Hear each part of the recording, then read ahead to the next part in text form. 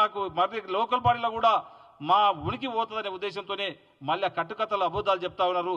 దయచేసి కేటీఆర్ గారికి వేదిక ద్వారా ఒకటే చెప్తా ఉన్నాం, నీవు అబద్ధాలు బంద్ చేసుకో. ప్రజాక్షేత్రంలో గత పార్లమెంట్లో పోరాడినాం, రేపు లోకల్ బాడీలో కూడా ఖచ్చితంగా మనం తెలుసుకుందాం. మీరు ఎక్కడైనా బహిరంగంగా ఏ గ్రామానికన్నా వస్తామని చెప్పినావు రాండి, మేము చెప్తా ఉన్నాం. ఇప్పుడే రామ్మోహన్ గారు చెప్పినట్లు ఈరోజు ఈరోజు వికారాబాద్ జిల్లాని దాదాపు ఒక 1000 కోట్ల వరకు రుణమాఫీ చేసినాం. మా వికారాబాద్ జిల్లా ఏ కాన్స్టిట్యూన్సీ వస్తావో రా, మేము తయారున్నాము. మా ముఖ్యమంత్రి గారు అవసరం లేదు, మేమే సిద్ధంగా ఉన్నాము. రుణమాఫీ ఎక్కడెక్కడ ఎంత జరిగిందో మేము చూపిస్తాము, మీకు లెక్కలతో సహితం చెప్తాము. ఇది అసెంబ్లీలో కూడా మా ఎమ్మెల్యే గారు కూడా చెప్పడం జరిగింది. ఆ రోజు సవాల్ కూడా విసరడం జరిగింది.